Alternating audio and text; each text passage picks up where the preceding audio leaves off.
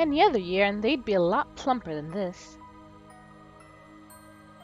But this year we've had the end of the war and this whole mess with the beast, and it's just been crazy. Did you just say beast? Huh? And he just starts foaming at the mouth.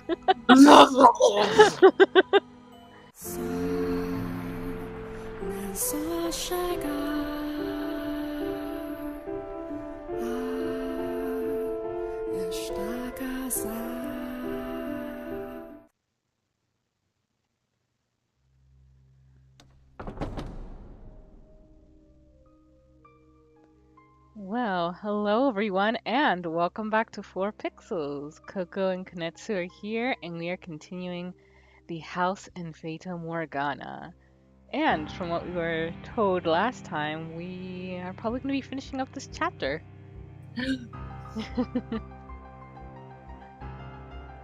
I can't remember who took. We kept. All right.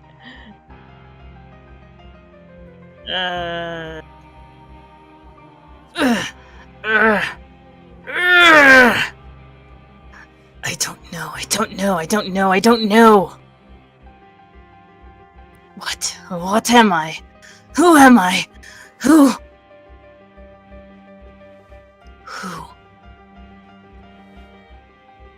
What is this room? What are those colored windows? Were those here before? In the mansion?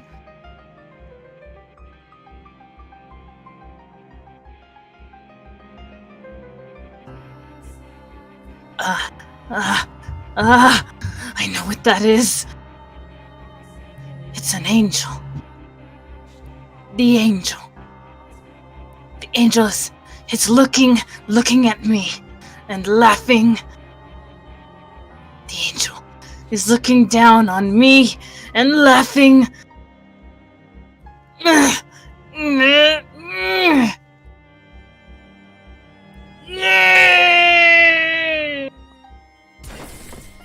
What? Did he break it? Seems like it, yeah. What are you doing?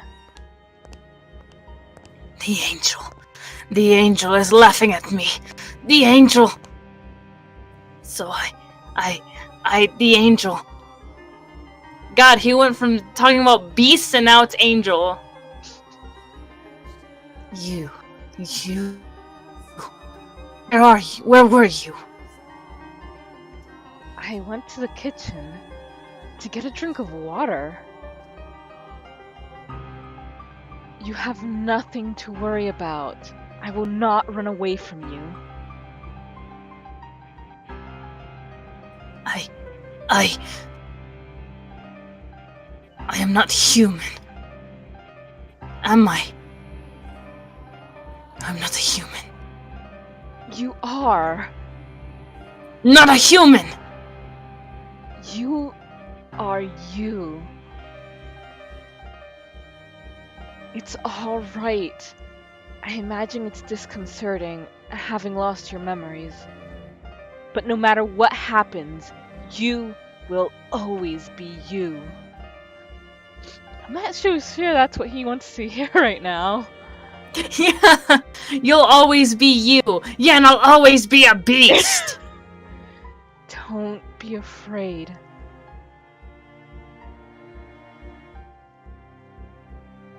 All those... the words of encouragement I truly wanted to hear. Am I... afraid of being myself? I don't know. Don't think about it. I am a beast. A beast with no memories.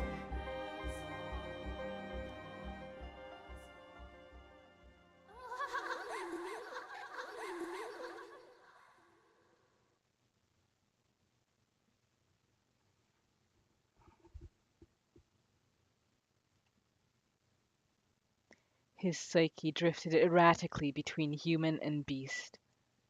If he accepted himself as human, it might cause memories better left buried to return to him.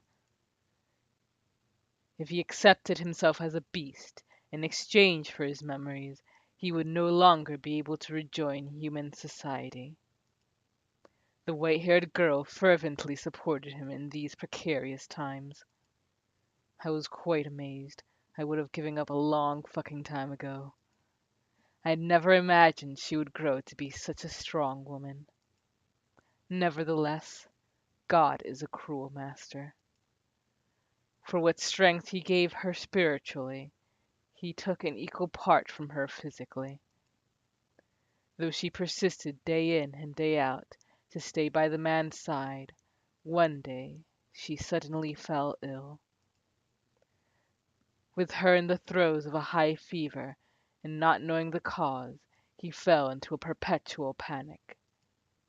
There was no medicine in the mansion. They could hardly manage to put together sufficiently nutritious meals. Though there was no medicine, maybe there was something else that could make her feel better. However, everything he could think of required him to leave the house.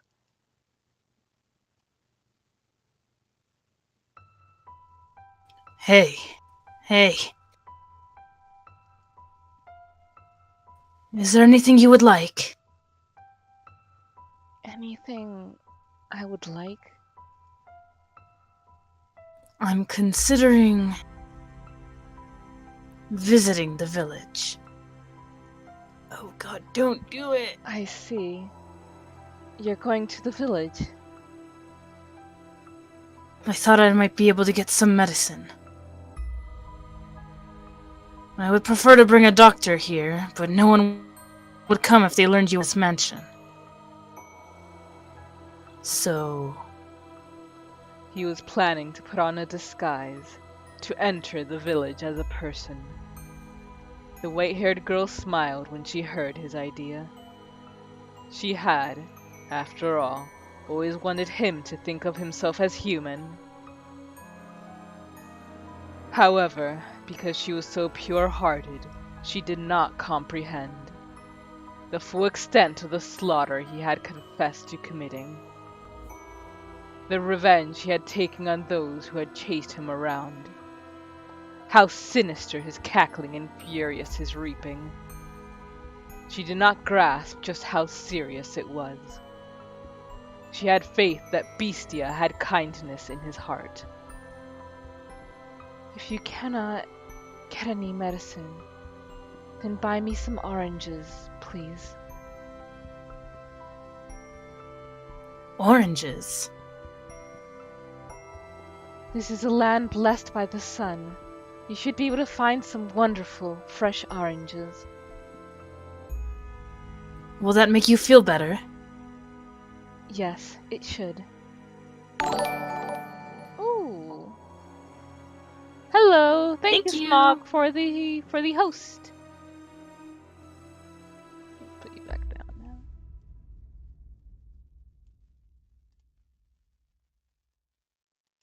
now. Okay. Bestia's mind was made up.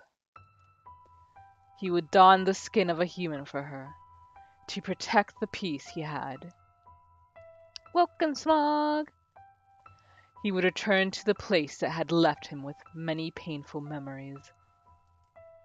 It was, to him, the source of his fear. Whenever he let his guard down, their shouts would play back in his mind. Bestia! Bestia! Bestia! Hideous beast! Though he had physically conquered the people who lived there, Bestia's memories of the village still haunted him. But her health meant more to him than any of that. He was willing to cast aside his fear if it meant the white-haired girl would recover. The girl still in her bed, he made his way out of the mansion.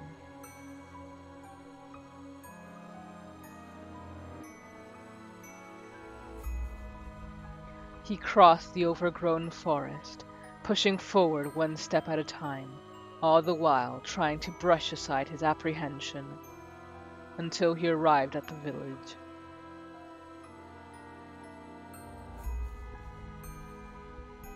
This is where they called me a beast. Where I was almost killed. And where I killed them. I look different than I did then. I'm dressed differently too, but... Can I play the part? Can I act a convincing enough human? I have no choice. There are no other villages. I can't let her die. Oh! Because you're so fine with just letting women die, huh? Excuse me. Could you answer a question for me? A village man is looking at me. Only for a moment. But for me, that moment is torturously long. A faint look of panic crosses his face, perhaps in fear of my appearance. He's staring at me. Will he point his finger and call me a beast? Will the other villagers come to kill me? However... Haven't seen you around here before. He didn't recognize me. Yes, I come from a faraway land, and I am unfamiliar with this area, so... You're dressed like a nobleman. On a secret trip or something? Something like that. You look really pale, though. Searching for a doctor? Yes, but not for me. My companion has come down with a fever. Sorry to hear it. Well, I'd love to introduce you, but he's out right now. And he won't be back for a few days. I see. And where might I be able to buy fruit? There's a shop just around that corner. Thank you very much. Don't mention it.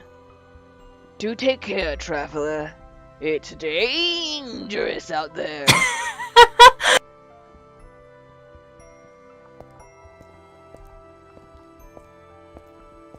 I'm starting to attract attention. But not the same kind as before. They don't look at me with revulsion, hatred, or furious indignation. They're simply curious. The village feels different than last time. Could it have changed this drastically? Or is it because I really did look like a beast then? And now I look like a human? I don't know. Excuse me. Me? Yes? I would like to buy some fruit, some oranges. Oranges? Alrighty, just a sec. The fruit vendor doesn't recognize me as the beast either. Any other year and they'd be a lot plumper than this. But this year we've had the end of the war and this whole mess with the beast, and it's just been crazy. Did you just say beast? Huh? And he just starts foaming at the mouth. If you'd like, how about you come back in a few years and try our oranges again? They'll be several times better, I assure you. And that lowly beast won't be around, hopefully. I'll keep that in mind. You bet. That'll be... I'm sorry, I don't have any local currency. Would this suffice? It's the head of somebody. No good, I take it? No, on the contrary. It's hardly fair for you, trading a jewel for a few oranges. That's all I have to offer. I hope you can exchange it for money. Sure. You nobles are something else. Noble. Aren't you? Though if you wander around dressed too well, you put yourself in danger. You might even find yourself stripped bare by a bandit, or perhaps even catch the attention of the beast. The beast. Everyone mentions the beast. They speak of me. Have you heard the tales? I have not. I've lived them. There's a beast dens not too far from this village. It's attacked before, and we've been living in fear, never knowing when it might attack again. But that all ends today. Huh? The men have finally found their spines. They've all got together and went out to exterminate it. Whoa. You'll never guess who's responsible. A kid! A little boy is spearheading the attack. Never would have expected a little kid to whip all our lazy, cowardly men into shape. The boy is the only one who knows where the beast's den. Hold on. What about your oranges?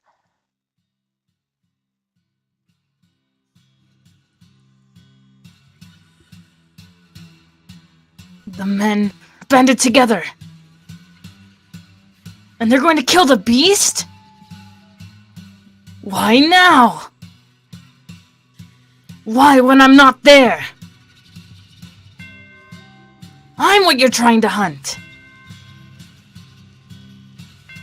The only person at the mansion right now, if she's stupid enough to leave her room, is her! He regretted not asking the fruit vendor how long ago the party set off. Though what good would that knowledge have done him? He had to hurry back regardless. The sun was beginning to set, draping the surroundings in a deep blackness. As if to keep him from returning home, the night wrapped its hands around his head, covering both eyes. In what direction did he have to head to return to the mansion?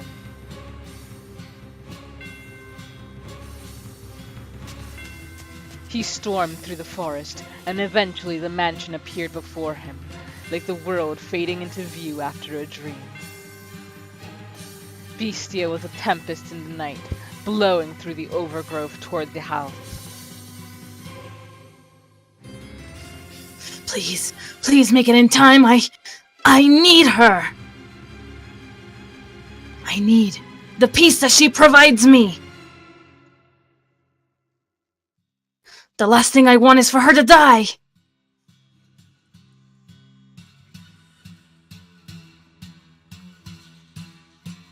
In the blink of an eye, he was through the door, charging down the mansion's halls. He could not sense anyone else inside, though. All he could hear was the whoosh of the wind blowing into the house from somewhere. It seemed the window was open. Where are you? Where have you gone? Answer me! Please answer me! He cried out the girl's name again and again. Well, we finally know what her name is. Until his throat was sore and his voice hoarse. But she did not respond.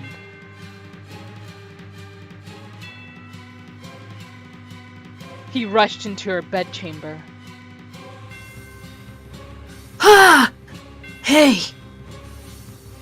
Hey! Hello? Where are you? Where are you? Answer me! The man swung his head back and forth so hard he thought he might break his own neck. And when he made to look down, He slipped, falling on his tailbone. He felt something slick on his hands, a sensation he would recognize anywhere. Hello, Binks. Yes, this has been a very good game. But you are coming. We're actually only very at the beginning, since apparently this visual novel is like 40 hours long. It's really long. Yeah, we're only on the sort of second chapter, and it seems like each chapter is going to be its own story and connected. You're coming right at the end of the second one. He felt something slick on his hands, a sensation he would recognize anywhere. The liquid was still warm. Yep, 40 hours. No, that cannot be. It can't. It can't. It cannot be! Muttering incomprehensibly in fear, he crawled back through the door of her chamber and into the corridor. Like a genuine beast, he followed the trail of slippery fluid on all fours. The trail glimmered like red wine. It stretched down the hall past the living room, smeared across the floor like it had been wiped down with a mop.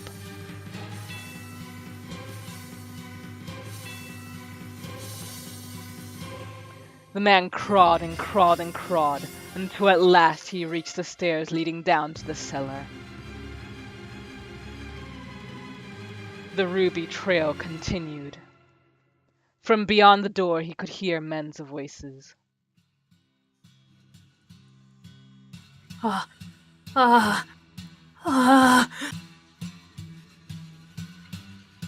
not doing that. With a howl, the man stumbled down the stairs, throwing open the wooden door. His first impression was that the stench of blood was suffocating. And indeed, there he discovered the white-haired girl. He found himself unable to even scream. Her once porcelain skin was no longer even sickly pale. It was now the bloodless color of dirt. Bloodless color of dirt. Yeah, that is kind of a weird line. She was sprawled haphazardly on the cellar floor. Blood does become, like, brown after a long time. Oh, that's right. She was sprawled haphazardly out on the cellar floor, dried blood stains around her half-open mouth. And those lips were naturally lacking their former rosy sheen. Her body was covered with an array of wounds, but the most prominent was the man's singular sword standing tall in her chest.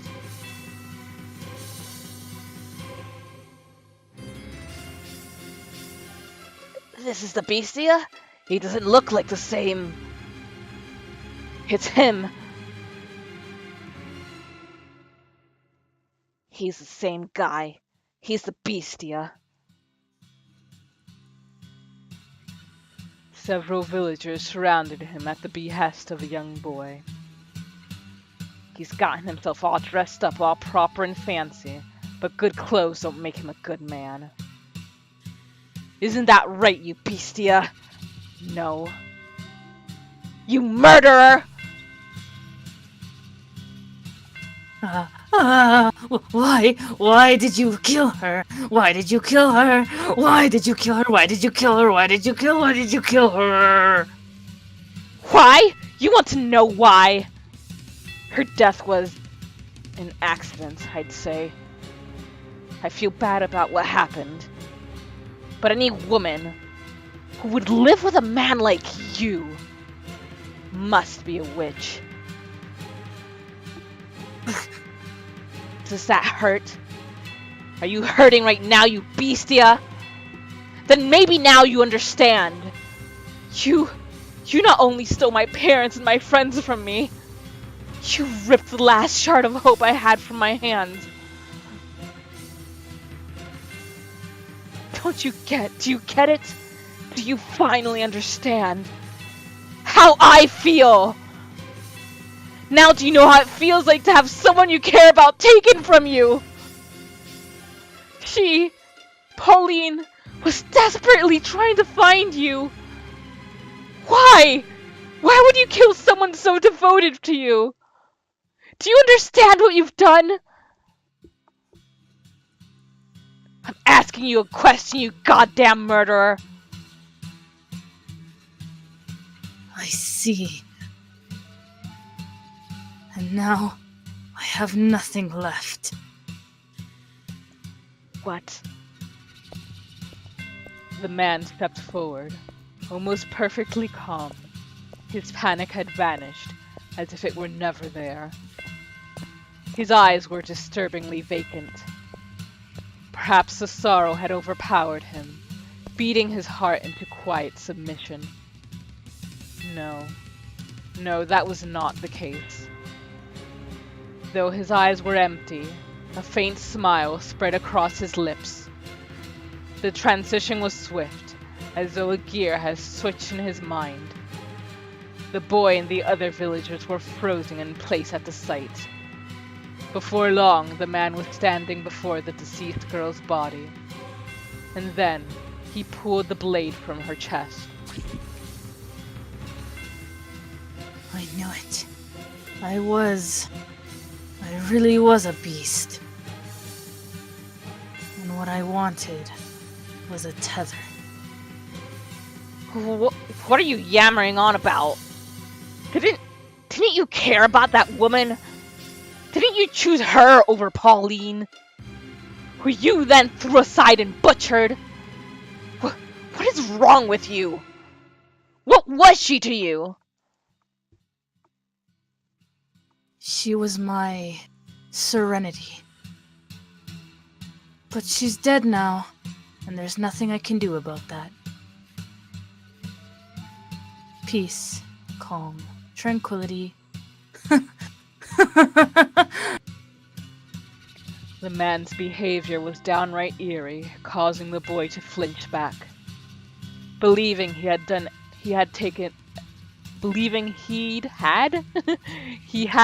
everything taken from him, and could not possibly lose anything more was, I imagine, what had allowed him to stand up to the beast, the source of such crippling fear. Yet now he found himself unable to move. He found himself in the face of such an incomprehensible creature, paralyzed with fear. And the villagers were similarly dumbstruck. Not even I could understand his behavior. What the hell is wrong with you? How can you laugh at this? I don't get it. How? How indeed?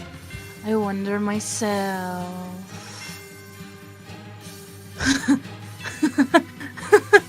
I don't know either. But you know what? It doesn't matter anymore. Because every last one of my anchors has broken off and sunken into the sea.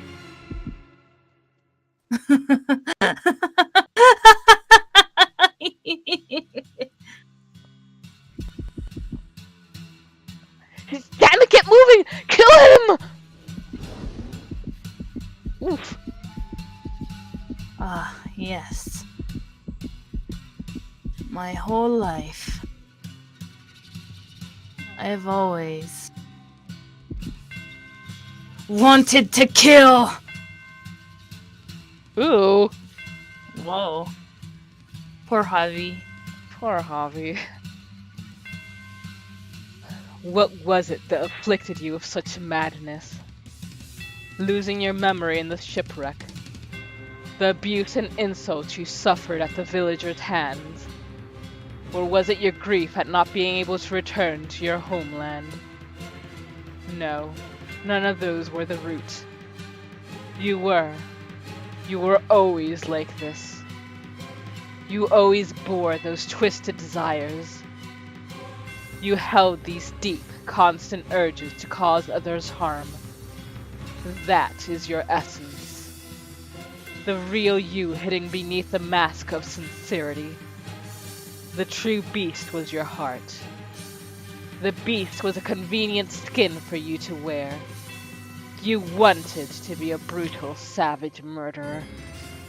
You never really loved the white-haired girl, or the black-haired woman for that matter. You were merely attached to them, fixated on the idea of a world of tranquility. You used this piece to anchor yourself, to prevent you from drifting off into the ocean of your desires. You yearned to cause pain, while also hungering for the opposite, a calm life. You idolized this ideal life, spent in quiet harmony with another, because you knew how difficult it would be for you to attain. Far more difficult for you than satisfying your cravings, but not impossible. Hello everyone, and welcome back to 4pixels. This is Kime, and as you already know, we're playing The Last of Us, and I don't have much else to say, so let's just get to it. Sorry in advance if I die. I'll try not to. But I hear that guy there, and I hear clickers, and I'm not really sure if they're. Oh, shut up, man!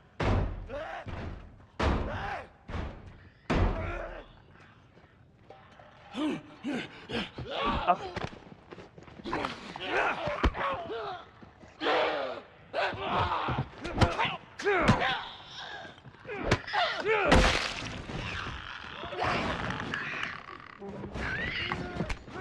Oh fuck!